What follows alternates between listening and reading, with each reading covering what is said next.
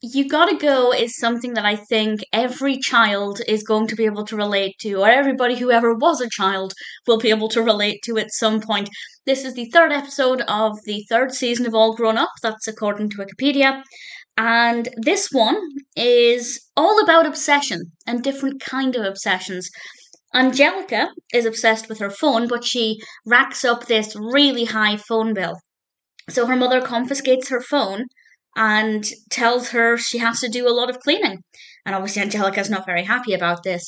And Chuckie is the only person in the whole school who doesn't have You Gotta Go cards. And needless to say, they are a parody of Yu-Gi-Oh! Now, I never played Yu-Gi-Oh! I don't know if I've even seen Yu-Gi-Oh! But certainly Pokemon cards, definitely.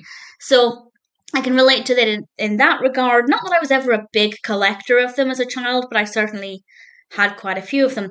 And there are, other fads and other collections that sweep through the school, and there are always some people who have got no interest in them, and I think that's fine, but there will always be people who want to take part.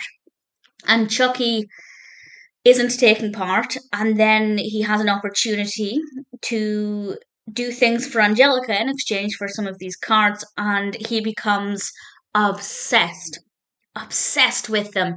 And I completely relate to that part as well.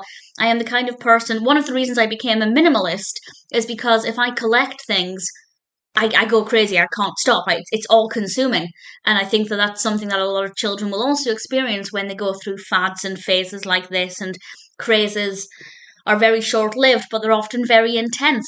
And this is what we see. It is a very intense obsession that Chuckie has.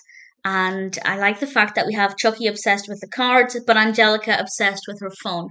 And it kind of shows that there are different things that we can become obsessed with or addicted to, and they can affect us in pretty negative ways, as we see in the episode. But it was very fun, very well done, quite funny as well. There were a few bits that I really liked. Chuckie's response when Tommy told him, "One day you'll look in the mirror and won't like what you see," and Chuckie had a pretty good response to that. And there's another point where one of the kids called him Finster, and Chuckie said something like, "Are you talking to me?" And the kid said, "Do you see any other Finsters here?" And then it cuts to Kimi, who's like right next to them, which I just thought was very amusing.